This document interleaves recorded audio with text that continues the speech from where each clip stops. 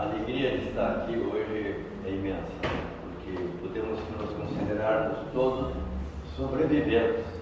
Essa pandemia ainda não acabou, mas os piores momentos realmente já nós ultrapassamos. Então, agradecemos a Deus, né, a oportunidade desta reunião da manhã de hoje, porque por mais que as redes sociais, a internet nos ajude nos nossos contatos, mas nada substitui um abraço, um aperto de mão. Quanto mais nós nos distanciamos, mais nós sentimos saudades da confraternização, do abraço, do aperto de mão. Eu tinha preparado o tema, quando a Eva me pediu para fazer a exposição da manhã de hoje, o desafio sempre é qual é o tema. A gente fica buscando dentro da gente o que nós vamos falar. E em função de toda essa reclusão aí dessa pandemia, me veio um tema à cabeça, nosso maior desafio. E nesta madrugada eu mudei o tema. Era para ir numa maneira de falar sobre os nossos desafios, e me veio uma outra maneira de me expressar e de passar uma mensagem para você como uma reflexão. Eu estava me lembrando de Jesus. Por que Jesus veio pessoalmente ao mundo, né? Desceu dos seus altos, né? E veio até nós, se fez carne, teve que passar por todos os problemas que passou, né? O que o fez vir até nós? Quem sabe não tivesse um médium, alguém que ele pudesse ditar todos os seus ensinamentos, que nos passasse a mensagem. Por certo, não existiam médiuns com suficiente capacidade para tanto. Tanto é que na pergunta 625 do Livro dos Espíritos, Kardec perguntou, né, aos Espíritos, né, qual foi o modelo que nós deveríamos seguir, e os Espíritos responderam: Jesus foi o maior modelo que Deus nos ofertou para nos servir de modelo e guia. Mas aí Jesus, né, aqui, né, será que, por que ele sobreviveu, os seus ensinamentos até hoje nos servem de modelo e guia? Vamos lá, Jesus era uma pessoa bela, tinha cabelos longos, diziam que era uma figura imponente, o seu magnetismo irradiava lá algo sui generis, para todos que o conheceram, ficavam encantados com a figura de Jesus. Mas será que só a aparência adianta? Nós podemos também hoje vestirmos de roupas caras, etc., e termos uma aparência boa. Será que só a aparência adianta? Não, evidente que não. Jesus foi à luta. Apesar da sua aparência, os seus ensinamentos foram importantíssimos para todos nós. Mas mais que os ensinamentos, o que Jesus nos deixou? Qual foi o maior desafio de Jesus? O exemplo. Não adiantaria apenas palavras bonitas, bem colocadas, etc., se Jesus não exemplificasse.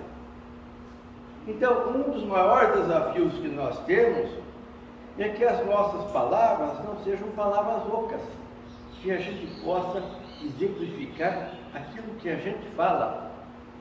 E a tribuna espírita é algo impressionante, porque nós estamos falando aqui de passagens de Jesus, de como ele nos pediu para que nós nos comportássemos.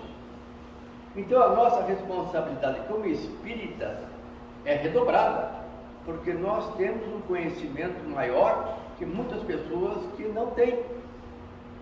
Então o nosso conhecimento redobra, as nossas palavras têm que ser exemplificadas com atitudes coerentes. Esse realmente é o maior desafio.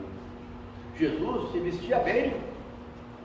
A roupa dele, era chamada inconsulte, sem costura, porque Maria, sua mãe, era exímia costureira. Então a túnica dele era linda, bonita. Mas é isso que eu digo, a aparência de Jesus era uma aparência completamente diferente de todo o pessoal daquela época. Mas as suas palavras e o seu exemplo é que valeram, que chegaram até nós. Vamos lá. O seu exemplo do silêncio. Quando ele foi capturado, Ele ficou quieto. E eu fiquei repetindo, mas quieto por quê? O que falar para a ignorância?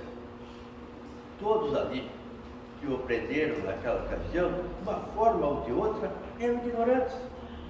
Não ignorantes aqueles que articularam a sua prisão.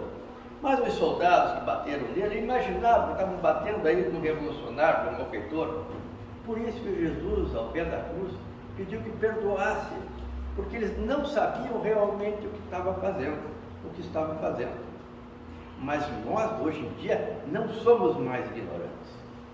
Nós temos a responsabilidade de pensar, agir e de falar e de exemplificar. Esse é o nosso desafio.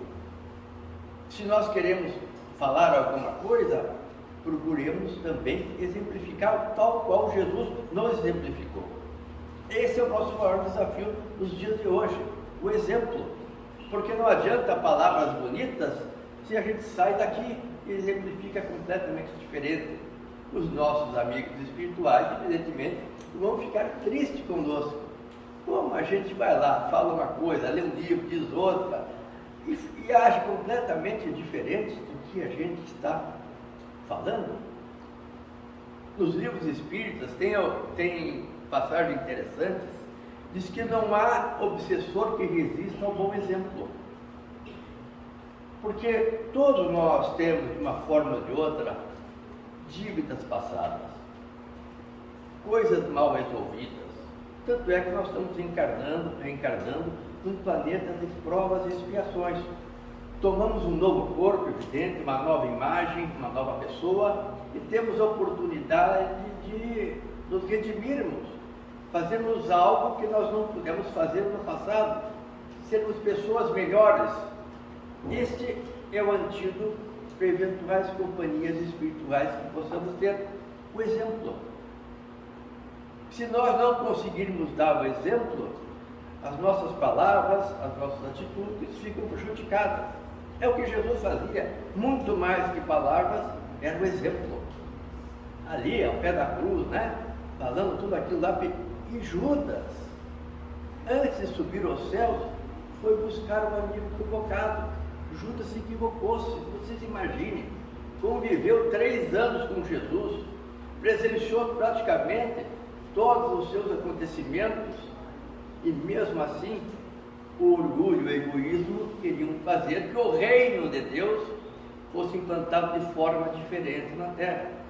Tanto é que Jesus falava tanto do reino de Deus, e as pessoas não entendiam que reino era esse. É um reino que está dentro do coração das pessoas, não é o reino exterior. E Judas imaginava que o reino de Jesus era um reino exterior, foi querer dar um golpe de Estado. Quando deparou que deu tudo errado, suicidou-se. Mesmo assim não foi desamparado.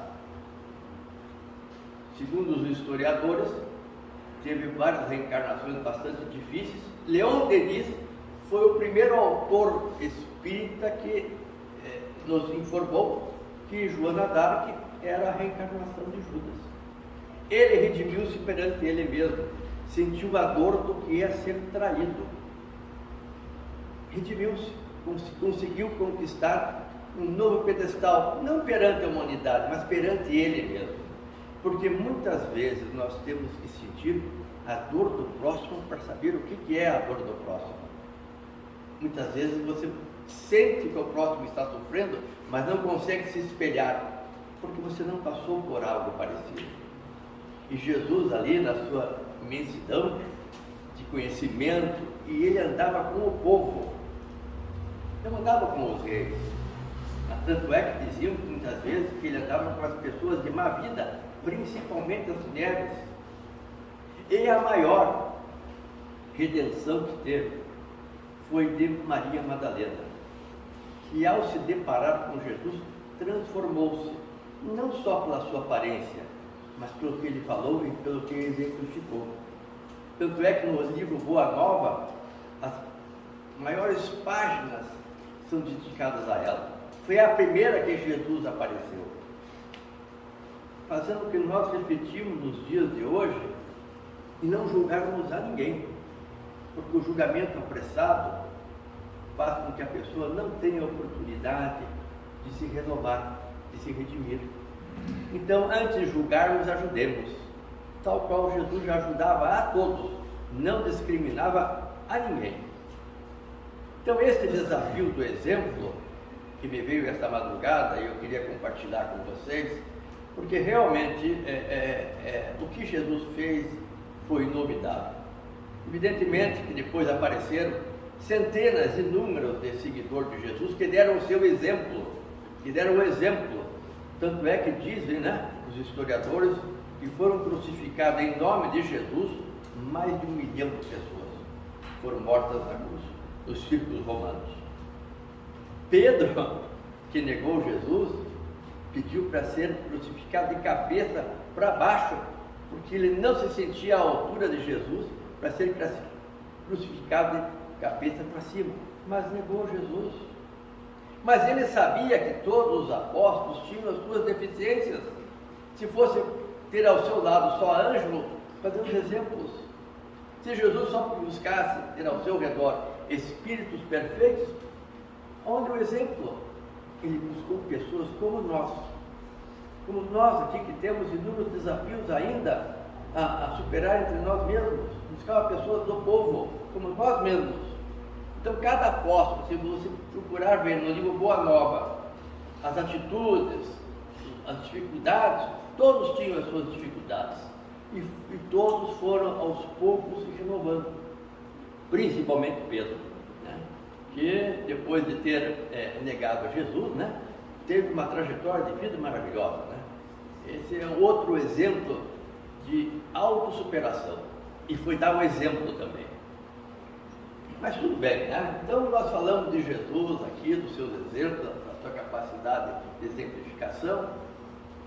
E eu estava lendo um livro, muito interessante, um livro só, de uma autora só, chama-se Maria João de Deus. Maria João de Deus foi a mãe de Chico Xavier.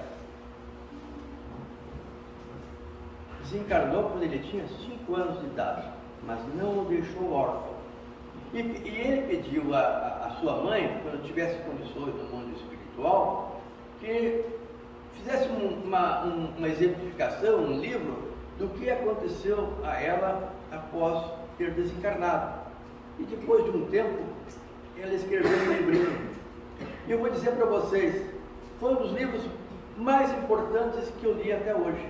Li vários livros espíritas, mas desse livro, chamado, eu trouxe o livro aqui porque é muito interessante, Cartas de uma Morta. Agora, nesse livro, Cartas de uma Morta, o que me impressionou? A gente sempre tem, né, a Terra como um país maravilhoso, como se os outros planetas fossem planetas inferiores à Terra. Muitos dizem que a Terra é o centro do universo, etc, etc. Mas Maria João de Deus, eu vou resumir aqui. Maria João de Deus foi convidada por um espírito de alta hierarquia a fazer um giro pelos planetas que faziam parte do nosso sistema solar. E dentre as quantas ela perguntou, e a Terra? Eu vou aqui, está aqui no livro, a Terra, obscuro planeta de exílio e de sombra, visto do além. Vejam que interessante, o nosso mundo visto do além, naquela época, 1935. Diante da minha natural ignorância, apontou-me com a destra um ponto obscuro que se perdia na imensidade, recomendando fitá-lo atentamente. Vou resumir novamente aqui. O que é mais importante aqui? Lá está a Terra com seus contrastes destruidores.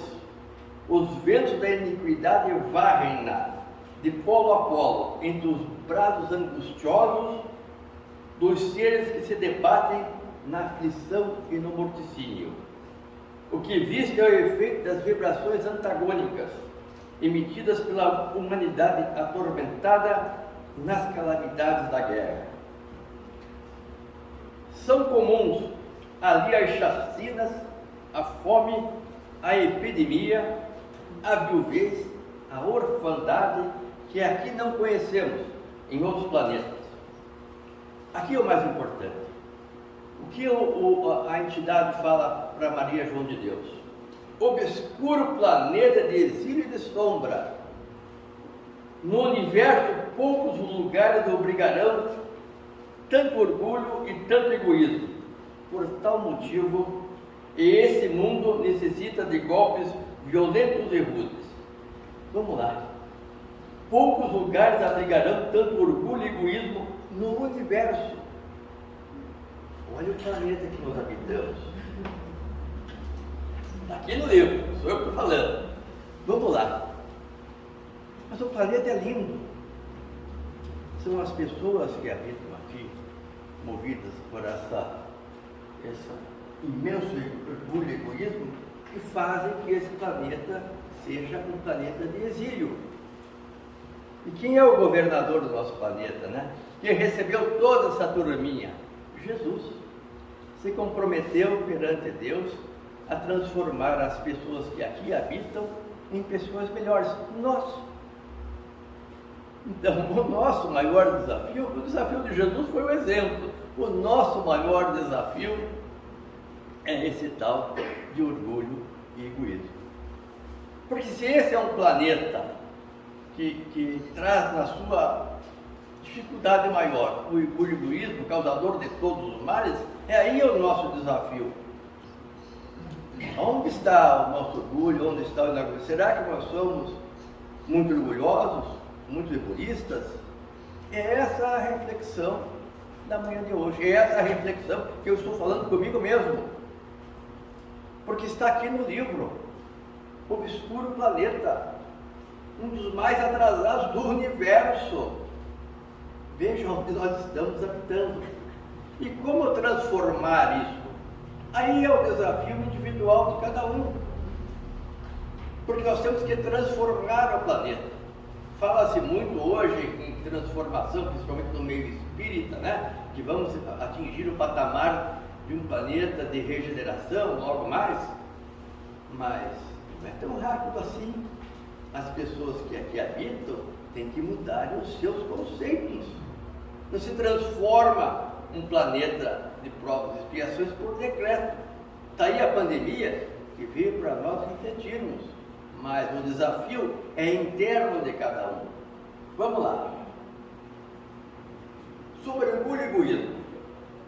Tem um livrinho aqui que eu acho que o tema já está meio desgastado aqui de tanto que eu leio. Minutos de Sabedoria. Interessantíssimo. Eu me dei conta que eu leio toda manhã um pedacinho desse livro e está todo marcado.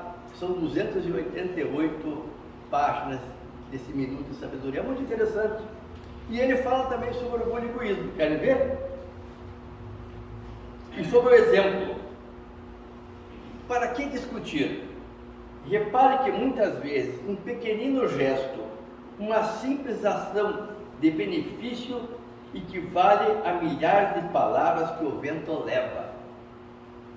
Quem quiser convencer de suas ideias, dê o exemplo vivo de suas ações. Um exemplo vale mais que muitas discussões. Que adianta pregar aos outros o que você não pratica? Dê o exemplo de suas ações e conquistará a todos com suas ideias. Minutos de Sabedoria. Falando aqui sobre orgulho e egoísmo, veja como as coisas se intercalam. A gente vai lendo um livrinho aqui, um livrinho ali, as coisas vão se intercalando. Tanto é que no Livro dos Espíritos, qual foi a última pergunta que Kardec fez aos Espíritos? 1019. Um velho livro, né?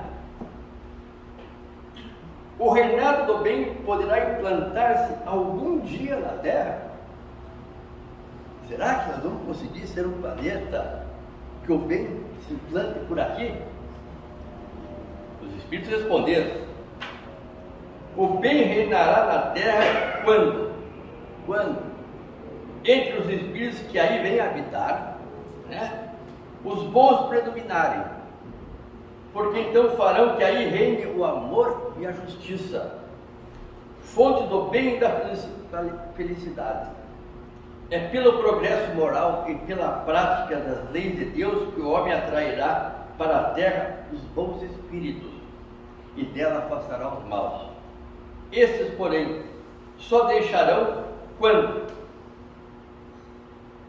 Como é que os maus deixarão ou se transformarão?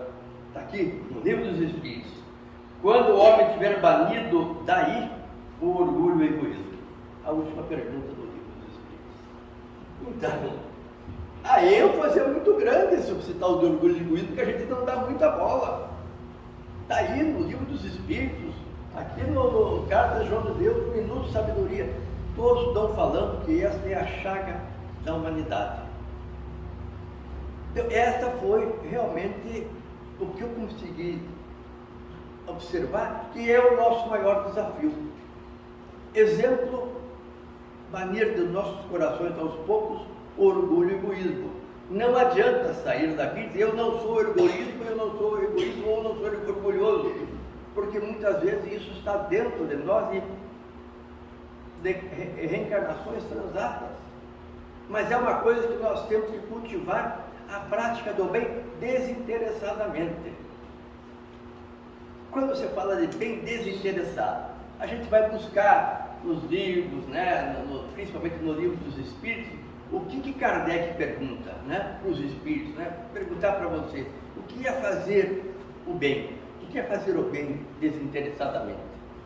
Mas Kardec também perguntou, vamos lá.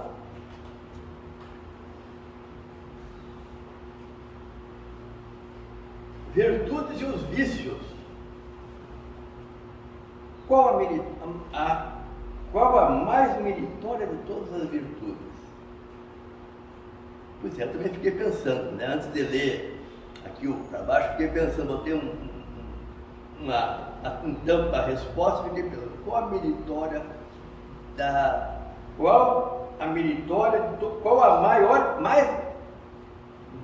mais meritória de todas as virtudes? Mas todas as virtudes têm seu mérito. Primeira resposta, evidente, né? Toda virtude tem seus méritos. Mas a sublimidade da virtude consiste no interesse, no sacrifício do interesse pessoal pelo bem do próximo.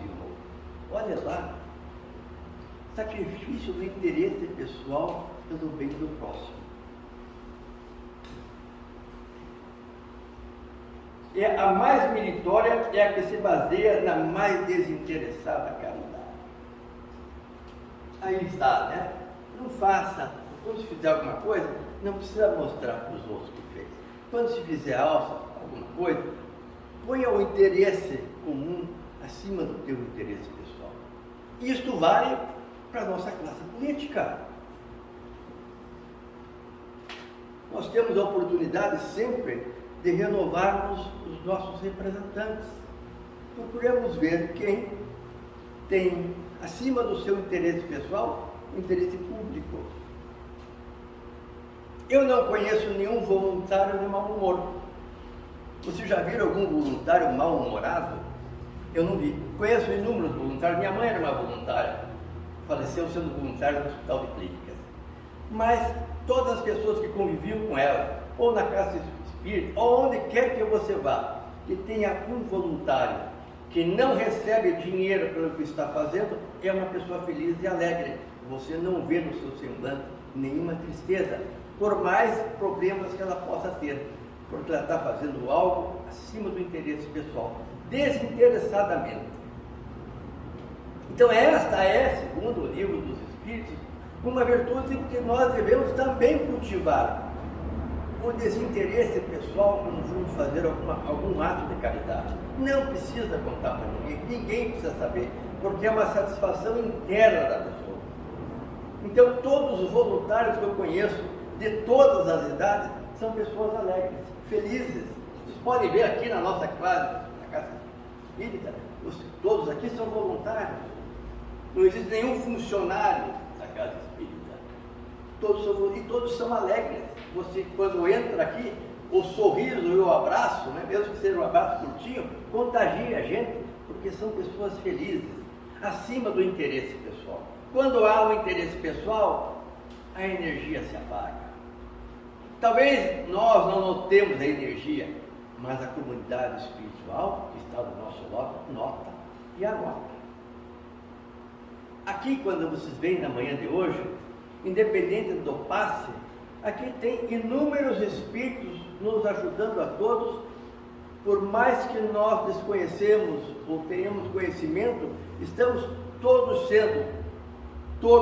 nenhum deixa de ser assistido pela equipe espiritual que tem aqui, porque vocês deixaram suas casas, deixaram muitas vezes um momento de lazer para ouvir aqui, vir a esta casa, ouvir alguma coisa, falar de Jesus, voltar um pouquinho para dentro de si. Então todos são ajudados, independente muitas vezes de estar pedindo, porque nós trazemos também eventualmente as nossas companhias espirituais, que muitas vezes precisam de algum tipo de auxílio.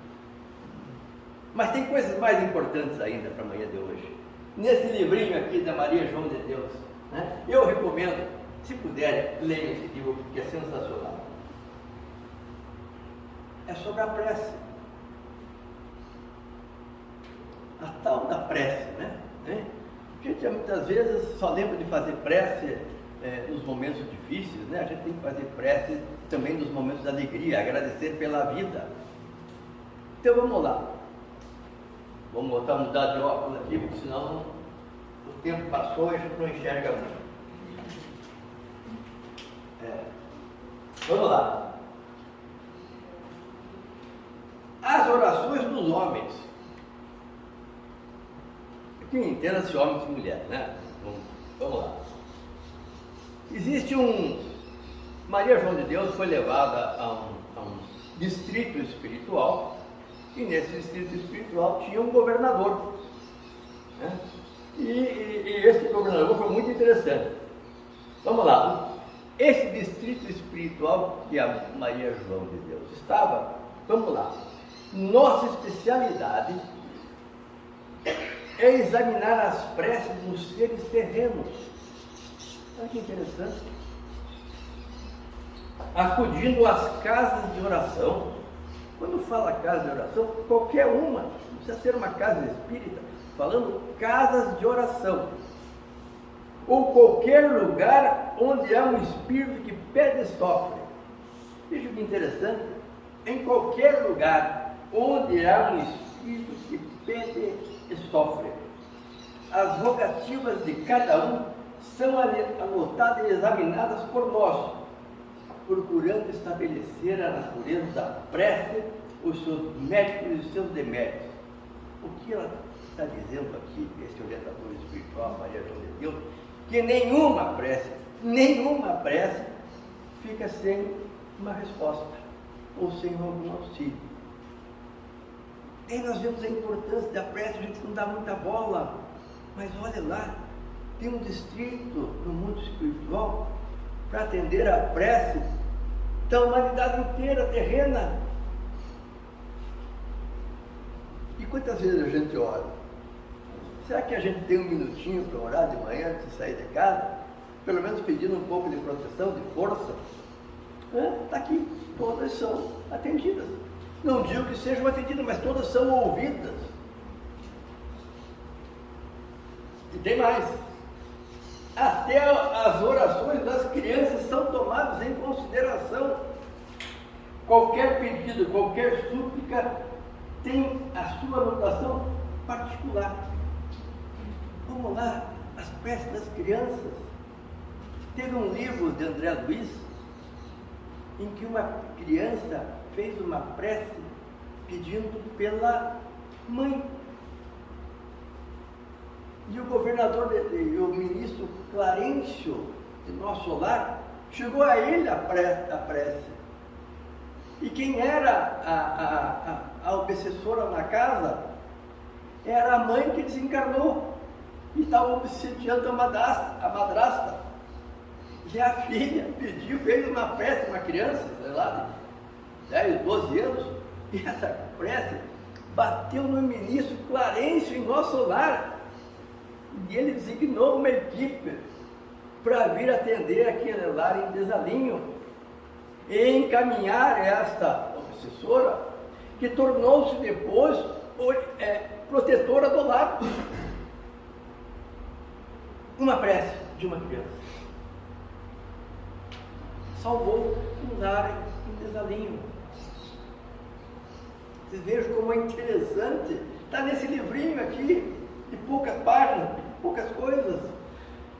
Então, esse livro me ajuda, a mim pessoalmente me ajudou muito a perceber determinadas coisas que eu não estava percebendo. Vocês vejam que nos livros de André Luiz, quando um orientador vai atender em equipe, muitas vezes uma família, pessoas que estão tendo um problema, vai buscar no mundo espiritual pessoas que tiveram problemas parecidos. Porque a gente só consegue sentir a dor do outro quando a gente passou por problemas parecidos.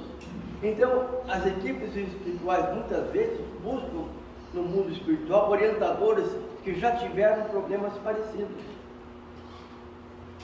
Eu, pessoalmente, tive 2 cânceres e só pude avaliar o que é uma quimioterapia quando passei pela quimioterapia. Pude avaliar o que as pessoas sentem, mas a gente passa muito mais quando a gente tem a certeza que ali está uma expiação e aceita a prova de uma maneira mais tranquila. Mas você só sente como é que é a dor do outro, colocar lá uma quimioterapia, etc. A partir do momento que você passa por uma quimioterapia. Então, eu posso consolar alguém que tenha tido câncer? Posso. Isso me dá um pouquinho de condições de entender o que a pessoa passa. E os espíritos fazem exatamente isso. Vão buscar no mundo espiritual pessoas que têm problemas parecidos para atender aquelas pessoas muitas vezes que estão sendo obsediadas, isso ou aquilo. Divaldo conta que ele teve um obsessor por muitos anos, chamado Máscara de Ferro, que depois tornou-se amigo dele. Mas como que esse obsessor tornou-se amigo de Divaldo? Chegou lá na mansão do caminho, uma criança recém-nascida, esquálida, e bateram na porta, deixaram a criança na porta da mansão do caminho. O que fez Divaldo? Foram lá e acolheram a criança. Divaldo acolheu ela pessoalmente, por essa razão, ele estava lá no dia. E aí este tal de Máscara de Ferro perguntou a Divaldo: você tem condições de amar essa criança? Ele disse sim. Então, se você tem condições de amar essa criança, esta é minha mãe. Eu também vou amá-la. E vou amá-lo também. Então, olha os caminhos que Deus faz a gente percorrer. Divaldo tem hoje, e ele relata isso nas suas palestras, este amigo chamado Máscara de Ferro, problemas que tiveram em reencarnações anteriores, porque ele, com um simples gesto, acolheu um espírito em umas condições terríveis ali, recém-nascida, abandonada, e a amou.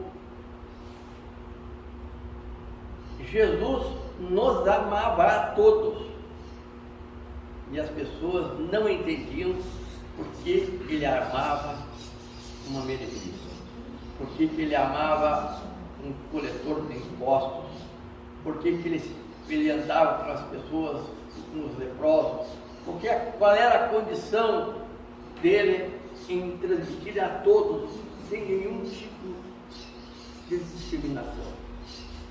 É isso que faz Jesus ser Jesus. E o que ele nos pede? Amemo-nos uns aos outros como eu nos amei. Difícil amar um inimigo, difícil amar alguém que nos faça mal.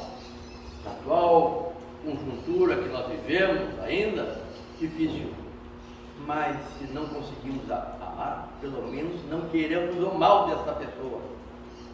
Porque se nós quisermos o mal dos nossos afetos, estaremos nos igualando a ele e trocando energias que vão perdurar por muito tempo. O fato de não desejarmos o mal eventualmente a nossos desafetos já nos faz uma diferença muito grande. E o respeito às individualidades, às opiniões diversas. Nós vivemos num país laico. Milhares de opiniões diferentes. Vocês participam, todos nós participamos de grupos na internet, né? Quando você coloca um assunto nesses grupos, e a pessoa, como está em grupo, fala mais do que pensa, né? É fácil você falar em grupo quando não está encarando a pessoa de frente.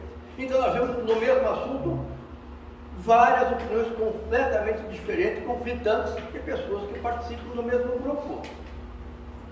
Porque aí a pessoa extravasa aquilo que ela está pensando. E vocês veem que sobre o mesmo assunto, quantas opiniões diferentes existem.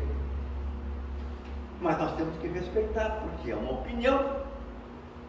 Agora, essa opinião, se tiver contra as leis de Deus, contra a lei do amor, cada um responde por si.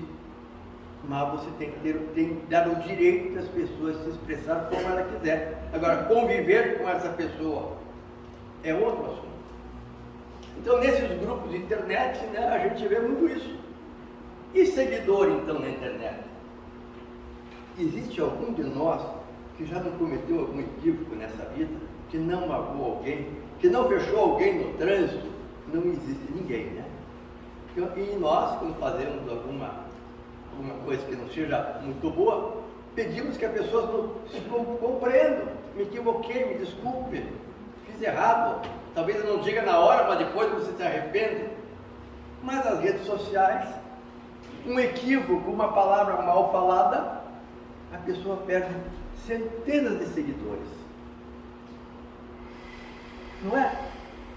Falou tal coisa, perdeu 50 mil seguidores. O patrocinador já não patrocina mais.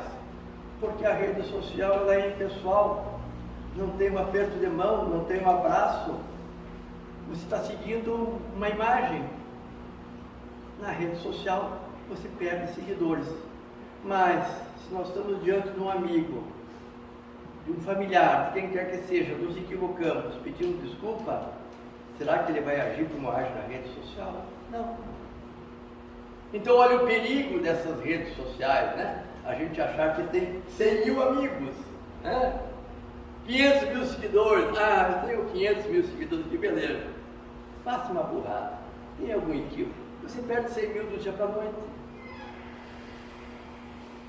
Então nada substitui, volta lá ao nosso começo da nossa exposição, um aperto de mão, um abraço, esse contato que a gente está tendo no dia a dia, manusear um livro, fazer uma prece. Olha, aqui está no livro, olha a importância da prece. Sempre a gente sabe que a prece é importante, tudo isso e tal coisa, mas eu li esse livro, eu achei a prece mais importante ainda. Um livrinho. E quem era Maria João de Deus? Filha de uma lavadeira. Diziam, né, que ela tinha pouquíssimos recursos intelectuais, mas era uma pessoa boníssima. E nesse livro não ficou esclarecido quem foi ela em reencarnações anteriores. Mas para ser mãe de Chico, né, de Francisco Xavier, olha, tem que ser um espírito muito evoluído. Mas nasceu de uma lavadeira. Imagine, Chico Xavier foi filho de uma lavadeira. E essa mulher nos escreve essas páginas fantásticas que a mim pessoalmente me transformou em algumas coisas. Eu digo pessoal porque cada um lê, cada um tem o seu reflexo, mas a mim foi muito importante. Eu li, reli e vou reler de novo, porque ler uma vez só não deu nesse livro, tem que ler várias vezes, porque tem inúmeros ensinamentos ali, simples, como ela foi simples na sua vida terrena. São palavras simples, as ditas com muito amor e com muita sabedoria. Então, meus amigos, olha, que amanhã de hoje ela possa trazer algum benefício a todos nós, principalmente o benefício da prece. A prece por nós, por um mundo melhor, pelos nossos desafetos que nós eventualmente não conhecemos, que nos acompanham como espíritos imortais, para as pessoas que eventualmente os nossos pensamentos atraem, porque os nossos pensamentos atraem também espíritos. Nós não temos pensamentos saudáveis todo dia. Basta ver o que os periódicos e as televisões falam todo dia, de tragédia, de crime, de guerra. Muitas vezes a nossa mente, fica contaminada por tudo isso, ao ponto de muitas vezes as pessoas dizerem: bandido bom é bandido morto.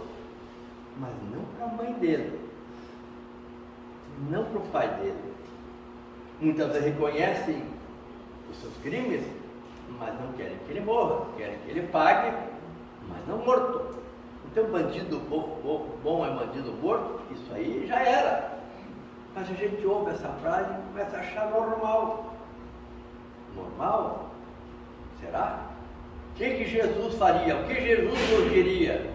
Então, determinados assuntos muito polêmicos, muito difíceis de serem encarados, eu faço a pergunta: o que Jesus faria? O que Jesus pensaria no meu lugar? Longe de poder aquilatar o pensamento de Jesus, mas me pergunto muitas vezes: o que Jesus faria? Será que para Jesus bandido bom é bandido morto? Chico Xavier disse num dos seus livros que as prisões muitas vezes são tão maltratadas que os espíritos que estão lá saem pior do que entraram, porque são tratados como animais. E ele disse que perguntaram a ele se tinha muitos obsessores nos presídios. Ele disse: não, o que eles tinham que fazer já fizeram aqui fora. Então lá estão pessoas buscando resgatar a sua dignidade, e se não tiverem quem os ajude, realmente sairão de lá piores. Uma vez eu fui para São Paulo, pela Régis Bittencourt, entrei num local ali que eu tinha que visitar uma pessoa, próximo a um presídio. O que me impressionou era um domingo, dia de visita, barraquinhas na frente de presídios, mas muitas barracas. Quem estavam ali? As mães, os familiares, os pais daqueles equivocados lá de dentro, para lhe darem um conforto de barracas, porque deve ter lá horários para visita, etc. As pessoas acampavam em frente ao presídio. Eu vi isso, achei impressionante, eu nunca tinha visto. Mas lá estão pessoas que a gente diz: tomara que fique lá o resto da vida, merece estar lá. Mas tem o apoio dos familiares para que lá saiam melhores. E quando não saem melhores, nós temos a reencarnação, que a gente retorna a este mundo com outro corpo, outro nome, podendo nos reabilitarmos, O esquecimento do passado é uma das leis de Deus mais importantes para todos nós. Imagine se soubesse que eu tirei pedra na cruz, não tinha ninguém aqui no salão, não é? Judas é malhado até hoje, mas quem malha Judas não malha Joana d'Arc, é o mesmo espírito. Essa ignorância, Jesus ainda é um ilustre desconhecido. Você acha que Jesus iria malhar Judas eternamente? Por que ele é desconhecido? Porque as pessoas não sabem que Joana d'Arc é o espírito que envergou a túnica de Judas. Não sabem, são ignorantes. Ou não querem saber, ou não estudam, ou não sabem. Às vezes vêm falar pessoas que estão comigo, que são descrentes, são ateus, mas são boas pessoas, fazem o bem. Então não é porque você é ateu que você não possa fazer o bem. O único problema é: você leu os evangelhos? Como é que nós vamos conversar se você não leu os evangelhos? Não leu o Novo Testamento? Não leu as passagens de Jesus? Então não dá para a gente discutir.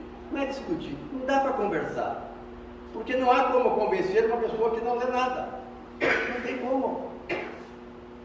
Nós, no meio espírita, o importante para nós, o que se pede sempre? Nos instruamos.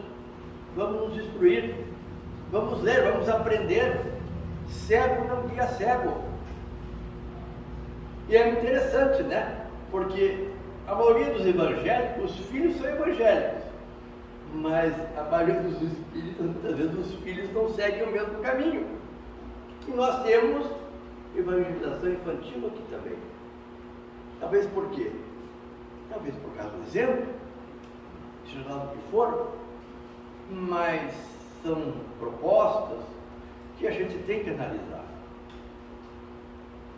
Se nós sairmos daqui e não refletirmos o que foi conversado hoje de manhã, fica meio complicado, porque a gente está sabendo. Os espíritos estão relatando, estão dizendo que o planeta só vai melhorar. Evidente que nós estão vindo para cá espíritos melhores, mas eles vão precisar de exemplos. Vão precisar de exemplos. Por melhores que sejam, o exemplo familiar, o exemplo dos governantes, tem que vir o exemplo, para que eles possam mais rapidamente transformar esse planeta. Kardec já dizia na Gênesis, né, de que nosso mundo iria se transformar com a vinda de novos espíritos. Mas não precisamos esperar a vinda de novos espíritos. Façamos-o hoje, né? Façamos-o hoje, porque nós não fizemos ontem. Aí eu vou pegar aqui um pedacinho de novo desse livrinho aqui, que eu acho fantástico, sobre o dia de hoje. Vamos lá, ver se eu acho.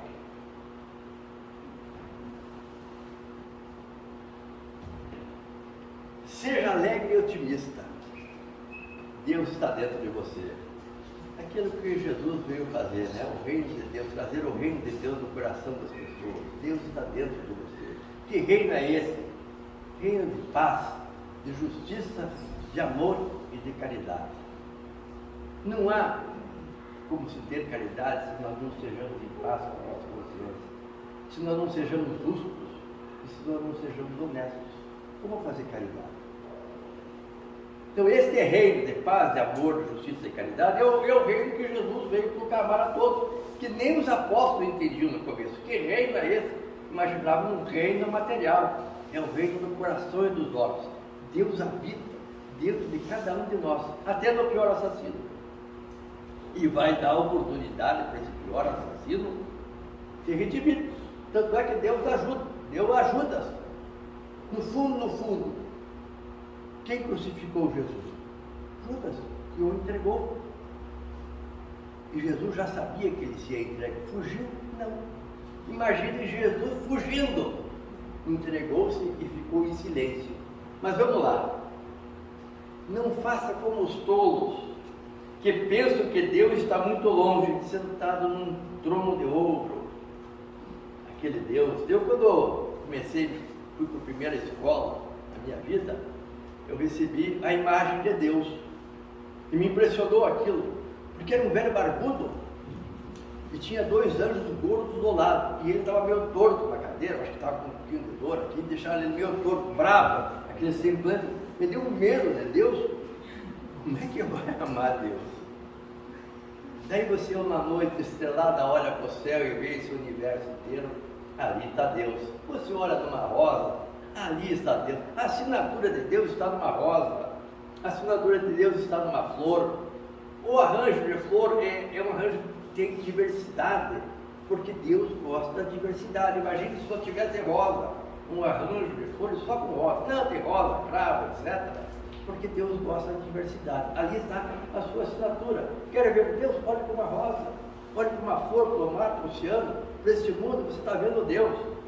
Ele está dentro de você. Não procure nas nuvens ou nas estrelas, tão alto que eu não o possa atingir. Ele está dentro de você, ele fala silenciosamente. Pelo quê? Aqui diz, pela voz da consciência. Deus fala dentro de nós pela voz da nossa consciência. O nosso maior juiz não é o próximo, é a nossa consciência. E para finalizar aqui, procure descobri-lo. Descobrir a Deus como? Vivendo com pureza de coração, amando a todos como a si mesmo. Procure descobrir a Deus vivendo com pureza de coração. Pureza de coração, nós não podemos ter nem orgulho nem egoísmo, né? e amando a todos como a si mesmo, você vai encontrar o teu Deus dentro de você. Meus amigos, foi uma alegria, foi um prazer imenso dividir a manhã com vocês, certo? Eu me sinto imensamente grato pelo convite da Eva. Espero que todos nós, buscando um melhor conhecimento acerca das verdades espirituais, possamos buscar e fazer com que este Deus que habita dentro dos nossos corações possa florescer e possa se manifestar. Porque se nós temos Deus dentro de nós, nós nos manifestemos dando um abraço, ouvindo uma pessoa, fazendo o bem desinteressadamente. Muito obrigado e bom dia.